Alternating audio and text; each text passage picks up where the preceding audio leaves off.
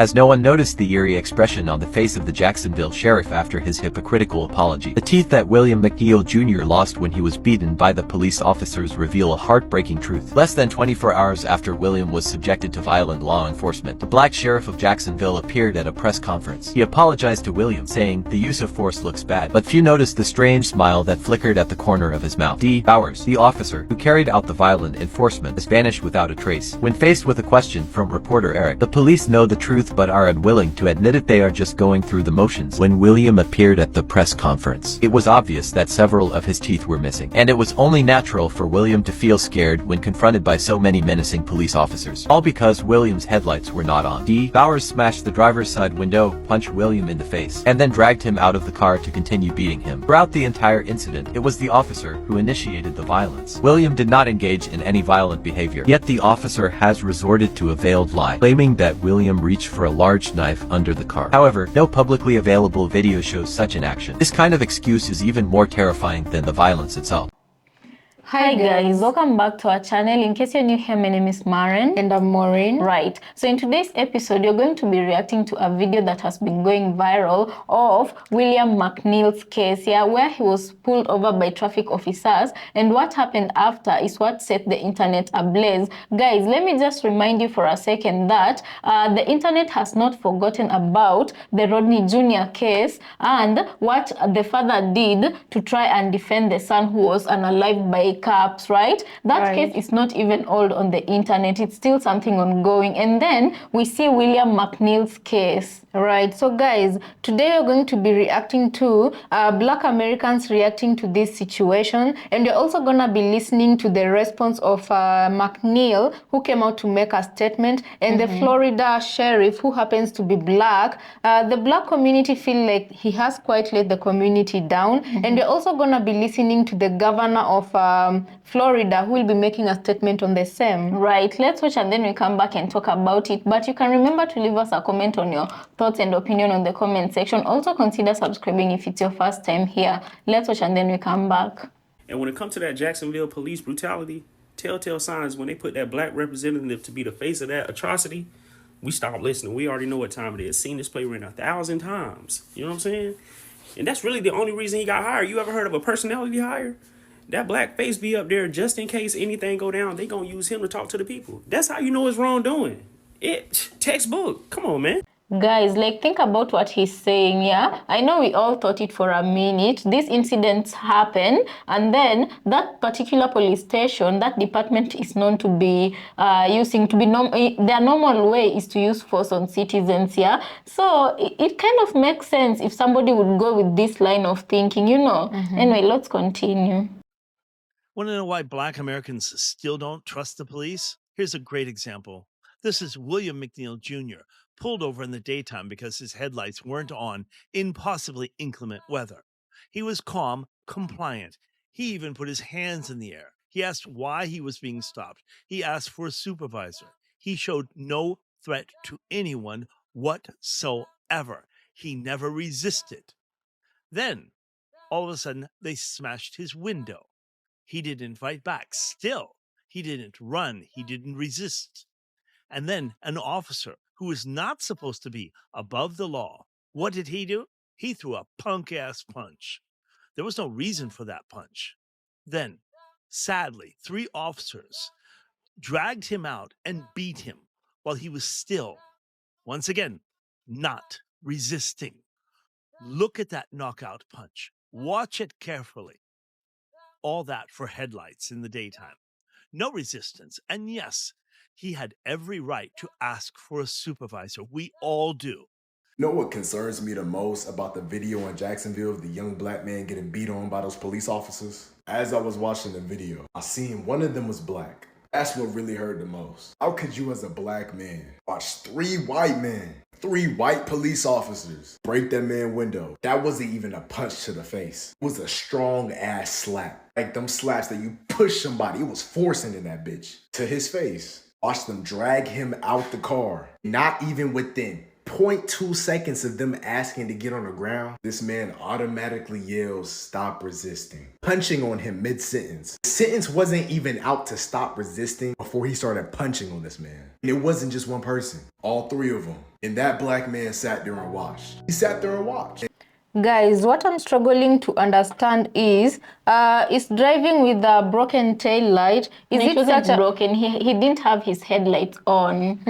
Is that such a big crime in the United States? Right. I don't feel like it's a big crime, but anyways, for the sake of those of us who live outside the United States and don't know, I asked Google, is it required by law in America to have your headlights on a poor weather day, right? And the answer Google gave is yes, in many parts of the US, it's legally required to have your headlights on during poor weather conditions such as rain, snow, or fog, even during daylight hours.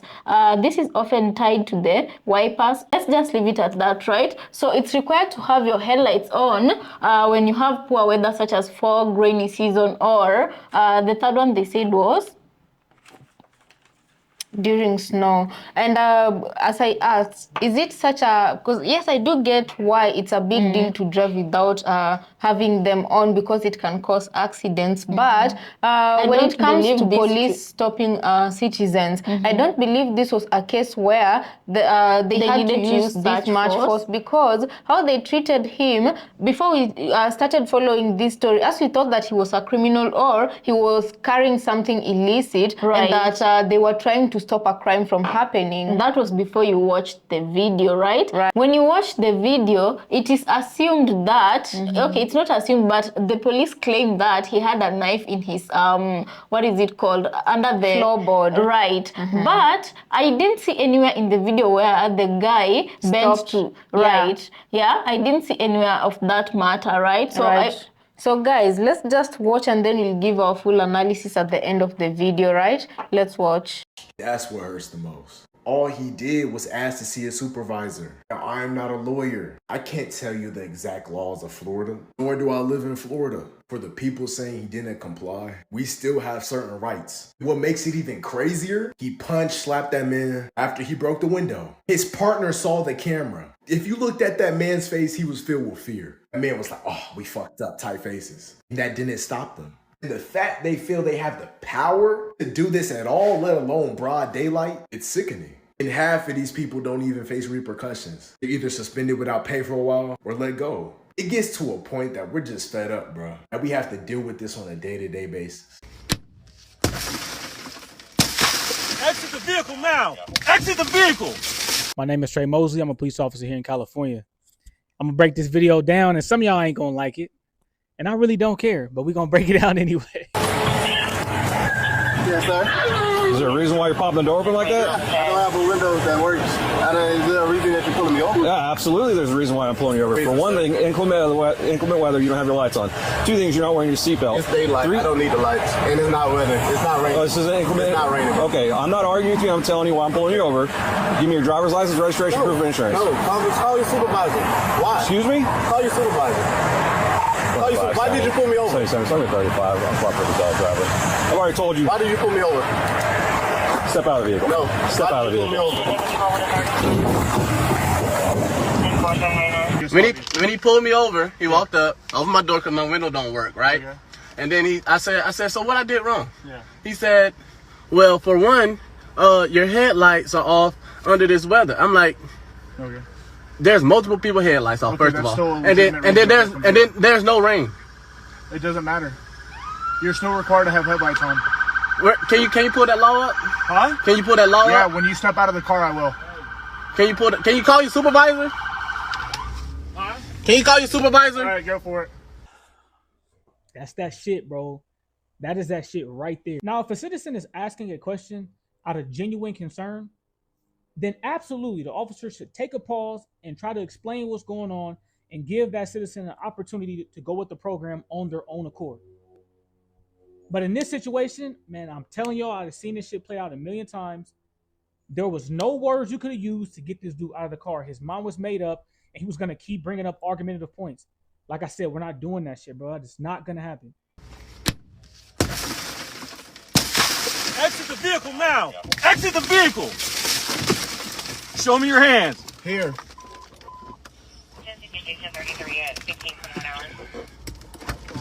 I'm here. What is your reason, sir? Step out. What is your reason? Step out now. All right. Get on the ground. Don't. Get on the ground. Now, are cops allowed to break the window like that? It's circumstantial, but in this situation, I do think they had enough to break the window, because if his door is locked, his window is rolled up, and they have to get him out, there's only one way to do that, which is breaking the window, unless you got like a way to pick the car lock. I ain't never did that, never seen it being done, so I'm pretty sure breaking the window was the only way. Now, the part that everybody wants to know about, the punch. The punch looks bad, man. And anytime you use force, it looks bad. But the punch, it definitely looks bad. It comes off as if it's the cop is taking it personally. However, according to the officer's report, he claims that he already had knowledge that there was a knife on the floorboard, and as he broke the window, the guy reached down towards the floorboard. Is that true? I don't know. I know you couldn't see his hands in the video until the officer said, "Let me see your hands," and he pulls them up. So was he reaching down? It's kind of hard to say by looking at the video. If he wasn't reaching towards a weapon, or there wasn't no knife on the floorboard or whatever, I mean, the punch is BS, bro. But if there was a knife there, that changes everything, man. And I think that punch could be warranted if that's the case. But at the end of the day, just get out the car, bro. Just get out the car, bro. Look at all this shit. This dude got I think he got a broken tooth or some shit like dog. Just get out the car, bro. It's not that serious. Interesting. 3 body cams from 3 policemen, including a black policeman, that were standing outside, and none of their video showed him punching McNeil in the face, which he does. This is what you get during traffic stops in Florida. Happens in Texas too, it seems. But, welcome to Florida under DeSantis and Trump. So police are still getting away with doing shit like this. Now, there's laws and rules that we're supposed to follow. And if we don't follow these laws and rules, there's consequences. But where are the laws and rules that police officers are supposed to follow? Because in most situations that we see, they're like this, and they're not following their rules or their laws. And they end up hurting people mentally and physically. Now, you have a young man there that they stopped, most likely because they were racially profiling him. They said that his lights wasn't on in the daytime. And then the shit escalated into what you've seen. Now, I've seen this video on a lot of different pages. I looked through the comments. I've seen a lot of different things. A lot of different people were saying that the police were right. And a lot of people were saying that he was right. Reality of the situation is this, right? 9 times out of 10, most of these cops, when they press you, they are aggressive. And the reason they're aggressive, because they're not trained properly. And they're scared. So that aggression is like the loud guy in the room. We know he can't fight, but he wants everybody to know that he can fight. And this is how shit escalates. Now, young man in the car, knowing that these cops are aggressive, immediately we don't have the ups. So you should de-escalate the situation at all times, because you are not going to win that fight. They may be wrong. Get out the car. Get out the car. Because honestly and truly, that shit can go left. And as you see, the shit went left. To Sheriff T.K. Waters of the Jacksonville Police Department, your police officers brutally attacked a young black man. He absolutely did nothing wrong. He asked to see the rules or the stipulations for the citations that they were citing him for, and he even asked to speak to a supervisor. None of them called a supervisor. Instead, they chose to punch him in the face several times as he is complying with them.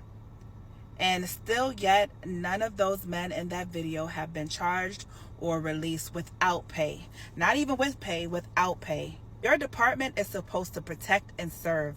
Over a traffic stop, you need to uphold each and every one of them in that video. I don't care what choice words that man used. He was not a threat at the time. Before they even opened the car door, he punched him in the face. And for that police officer, another black man, to get up there and look the public dead in their face and tell us that there was no violation done, he can go to hell. And I no longer claim him as part of the black community. That man is a sellout. Do we have the same eyes? We, the public, we, the people, we seen the video. That man was not a threat. Today, I just really wanted to know, why I was getting pulled over and why I needed to step out the car when I know I didn't do nothing wrong.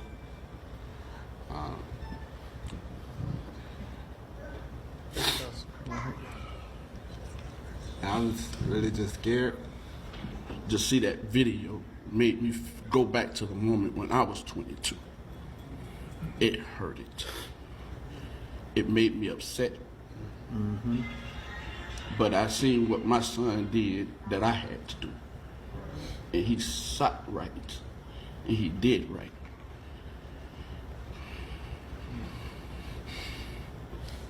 To see that it's a hurting feeling. To be a father that loved God first. And to see all my kids not being able to wake up in the morning and get my phone call saying your child is gone. Wow. That's a hurting feeling, but I thank God. Yes. Because God got him. Well, I haven't seen it, but I heard that it was debunked. I heard that what I heard was that this was out there, there was a narrative that was done, and then JSO provided the context, and things were a lot different. Now, I have not personally seen it, but that would not surprise me if that's what happens, because that's what happens in so many of these things. There's a rush to judgment. There's a desire to try to get views and clicks by creating division. And, I know the sheriff here. If people get out of line, he's going to hold them accountable. But if guys are being unfairly targeted as if they did something wrong because there's not enough context, then that's good. So I don't know for sure, but I have heard that once you provide context that things are different. And that has definitely been true around the country in recent years. So guys, welcome back. Let us know what you think about the videos we just played here. First of all, let's address the cop who punched William in the face. The amount of force he used for him to remove an adult's teeth, it tells you what type of force he used, And when you look at the black officer who has also brought controversy on the internet, like, I do understand where black Americans are coming from, because my first time watching that video, I was like, the moment I saw him, I was asking myself, how could he let this happen when he was present, he was there, he knows the struggle of black Americans, and yet he stood by and did nothing? Because personally, I feel like running a traffic light or a traffic offense or something like a headlight does not warrant such force to be used on somebody. Right. What I'm really happy about is that this man did not resist or try to fight with the police, because this is a situation that could have easily gone wrong so fast, especially because of how already agitated the police officers were. And my biggest thing is, and a lot of people are also saying this in the internet, is that when he was told to get out of the car, especially after seeing that these people were becoming aggressive, I wish he could have just gotten himself out of the car so that they could solve all else that would have happened later on, But also, when they said that he was resisting arrest, from the video that the whole of internet have seen, nobody was resisting any arrest. If anything, this man, he looked like he was in fear of his life, even after the police officers had broken his window to get him out, Right. And I do feel like the police officers would have been in the right if they had broken his window and gotten him out of the car without violence or punching him. Right. But the moment they laid hands on him and he wasn't even resisting arrest, he was following orders when he was told to raise up his hands, that was the moment where police officers became faulty. Right. And when we talk about these police officers being frustrated and agitated, it speaks volumes about their mental state and how stable these police officers are, because if such a small thing could trigger them because they didn't hear him, you want to tell me they didn't hear him asking for their supervisors? I feel like for him to even ask for a supervisor like every Americans do, I do believe that Americans have that right to ask or request for a supervisor if they feel like the people present cannot handle that situation properly, you know. And for them to ask for it, the American law provides them with that right, you know. So they should have obliged with that. It just shows you that they were not listening to him, you know. And if such a fragile person can be left to serve in the public, you can imagine the length they would go to if that situation was different, you know. I'm asking myself, do these police officers go for mental evaluation? Because this one looks like seriously he has a problem and they need to put him off work so that he can take some time off, because this is just an example of something that could have gone really long, or even a person could have lost their lives, you know. And also we've heard on the internet a lot of people complain that most of these police officers who act outside of the regulation, especially when it comes to harming citizens, they don't really meet much repercussions when it comes to their action, you know. And I just remembered something that the Republicans were saying, especially Trump, how they were trying to protect police officers and eyes when they go outside or when they draw outside the law in dealing with citizens they consider criminals. So you can imagine if they're doing that right now and they know they have the body cams, can you imagine the moment when the body, let's just say the law passes that they're protected against having to wear the body cams when they're going to make arrest or whatever. A lot of innocent people are going to be arrested out there, and a lot of even false lose their lives. Exactly, and a lot of false stories are gonna come out. If you look at his case, what is the defense that the cops are using? They had information that he was carrying a knife. Now, where exactly did that information come from? And why is it that when that guy was asking the offense why they pulled him over, and why didn't he say he wanted to investigate the information he had been given? You know, because there are some who go on ahead to disclose that they have this and this information and they just have to clear it up, you know. So what was the first reason he gave? He was driving without the headlights being on. And then, not because everything has exploded on the internet, they are going to look for other stories and they're trying to say that this guy was moving around with a knife, which is already a false information. You know, you don't have to even try and prove that one, because they're defending themselves that they saw him bend and trying to take the said knife, you know. But in that whole entire video, we've not seen a place where this guy was trying to reach out for a knife, you know. Right. So I'm asking myself, exactly how many stories are gonna come out here when somebody has been falsely accused of something and it has led to a grievous bodily harm, and the stories that the cops will be coming out with, how will they be able to verify these stories? Because even the case of Sonia Mercy, you remember that the cop tried saying that he shot her because she was going to pour hot water on him, and the video evidence, when you looked at that, proved otherwise, you know. It showed her trying to put the pot of water down. And right now I can literally say, if police officers are behaving, the only thing that is standing between them and misbehaving is the body cams, you know. And even at that, some of the police officers that were present in this crime scene were alleged, they were accused of allegedly turning off their cameras when others were hitting this gentleman. So guys, I don't know, let us know your thoughts and opinion on this situation, but I have to say that this is one case of a good example of police brutality. And for those people, I feel like even this time, white Americans have seen clearly what has happened, because unprovoked, that man just punched the black guy and he ended up losing his teeth. He could have lost a lot more. And even considering the fact that there were a lot of police officers in that crime scene, you know, somebody could have de-escalated the situation, number one, and number two, they didn't have to get that